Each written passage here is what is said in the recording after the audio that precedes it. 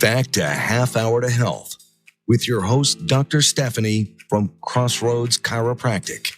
Here with Dr. Brooke, and we are talking with chiropractor and author, Dr. Ron Daulton. He is from Northwest Indiana, a graduate of Palmer College of Chiropractic 25 years ago, a brilliant mind that was in my graduating class. Thanks for being on the show today. Oh, you're welcome. Thank you for having me. And I have to admit that I didn't realize you were a second-generation chiropractor when we were in school together. Oh, yeah. Well, I will tell you what, when I was younger, I was very shy. Sometimes I amaze myself. I think, how did I become a chiropractor? Because you have to be very good with people. Not that I wasn't good with people, but I was very, very shy. So you probably didn't know me all that well when I was, you were a in little college. Quiet. Still. I just figured you were studious. Yeah, and I was a big nerd. That was me my whole life. I was never athletic. I was never the popular kid or anything like that. And then I don't know what happened along the way. I outgrew that and then became very outgoing. And here we are now. Now you're an almost famous author. We were just talking the first half of the show about your book about healing herniated discs, but you've got a new book coming out now. Tell us about it. Yeah, so this book, it's actually my sixth book that I've published, and it's called A Comprehensive Guide to Vagus Nerve Exercises. And I published it, I think it was a few months ago now, but it's done really well. And in fact, if you're interested in finding it, all you have to do is go to Google or Amazon and just search for Dr. Ron Vagus. It's spelled V-A-G-U-S. It'll pop up right at the top. So of the search for either of those. But what it basically is, it's different exercises that you can do to help reduce your stress level, which to me, after being in practice for 25 years, I kind of feel like stress is, if it's not the most significant thing, it's one of the most significant causes of poor health and disease, I really feel like. So these exercises, they're all designed to help you reduce your stress level, get out of anxiety, and stop the fight or flight response within the body. Nice. So teach us a little bit about the vagus nerve. It's sure. The wandering nerve. It affects everything, the whole physiology, the kit and caboodle of your health. Exactly. It's so vital. It's actually the largest nerve of the parasympathetic nervous system. I always explain it to patients by telling them a story as far as what happens to us when we're under stress. So, for example, let's say that I'm sitting here right now doing this radio show with you and a bear walks into the room. So I'll see that bear and instantly my brain is going to look up what it knows about bears and it's going to say, oh, they're really big, they're kind of scary, this one has big teeth, and I'm looking like a good meal, right? So what my brain is going to do is it's going to turn on a part of my nervous system called the sympathetic nervous system, which controls the fight or flight response. So this part of my nervous system is going to prepare me to either fight the bear or to run away from the bear. So, for example, it's going to raise my heart rate. It's going to increase my blood pressure because I've got to get lots of blood pumping through my body to prepare to survive this bear. But at the same time, that's all good, but it also is going to shut certain things down. So, for example, it stops my body from digesting. It stops me from cleansing. All of these very important vital functions are completely stopped because they're not a priority right now. The only priority is surviving this stress or this bear. And what's interesting is that in today's society, the brain doesn't know the difference between a bear and, traffic, or a bad day with your boss or, whatever, or like an argument with one of your children. It doesn't know the difference. So the brain reacts the exact same way to any kind of stress that we experience. What's supposed to happen is that when the bear is gone, the body then turns on a part of our nervous system called the parasympathetic nervous system, which the vagus nerve is the largest part of. And what that does is it shuts the fight or flight mode down. It calms the blood pressure down, reduces, heart rate, all of this and that. And it turns on all those vital functions like cleansing, healing, digesting. It's also important because when we're in a parasympathetic mode, we sleep better.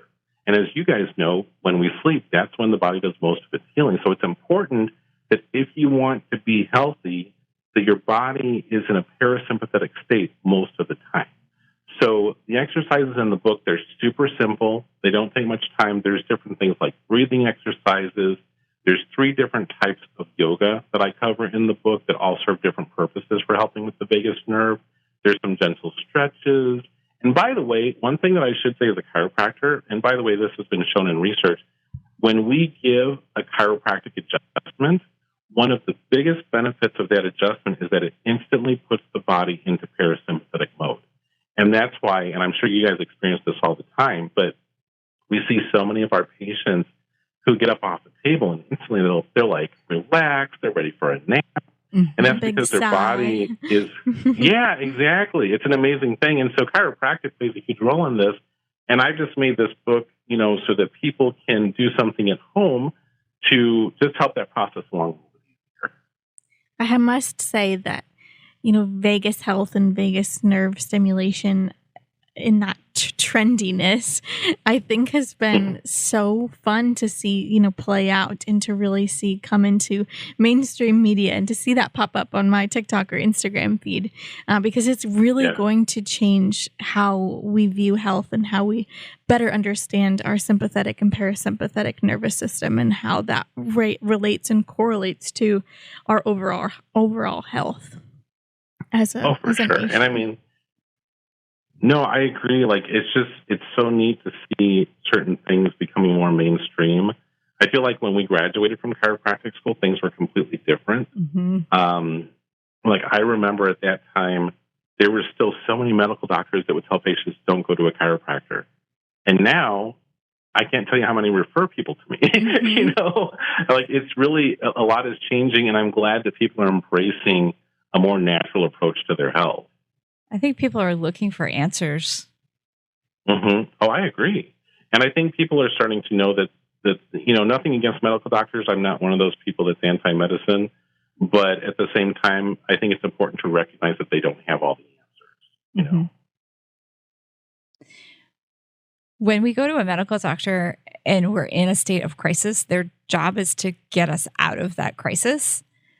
But oftentimes we don't have the opportunity to learn the skills to really do that deeper healing, or to maintain our body, its overall health and well-being, and that stay in that state of homeostasis. Like, that's a conversation that they don't either have time for or necessarily have a place for. And also, I don't know that they have the full education on it either. Like, for example, I think about my father. So my father passed away from cancer 11 years ago. And, when he was diagnosed with cancer, he had a very rare form. It's called B-cell lymphoma. And he immediately went on this cleansing regimen, and he had this large tumor in his abdomen. And he was juicing. Like, he did all this stuff with his diet that was completely different. And I think this cleanse lasted about a month and a half. And the tumor shrunk, like, so much. And then he talked to the medical doctor, the oncologist, and he said, so, does it matter what I eat? Like, do I need to stick with this diet? And I said, nope, eat whatever you want. And the thing grew right back again. And so I feel like sometimes they're also not educated on the topic. And so maybe it's hard for them to share that with the patient. But I feel like that's the biggest thing that's missing in healthcare. And I also feel like that's one area where chiropractors excel because, and I know you're the same way.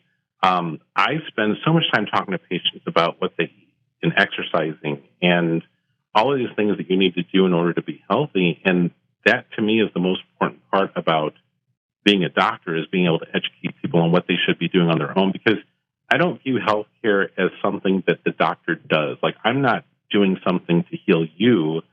All I'm doing is removing interference. You see, your body is doing the healing, but you've got to make sure you give your body the right environment for that to take place first. You see, so you have to take an active role. Absolutely. We are out of time, which I can't believe is possible because it's been a fantastic conversation.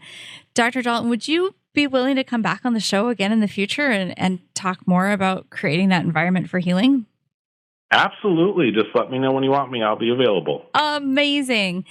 And if you're listening and you'd like to get one of Dr. Daulton's books, go to Amazon, the newest book about the vagus nerve. If you put Dr. Ron Vagus, Vagus, you should be able to find it.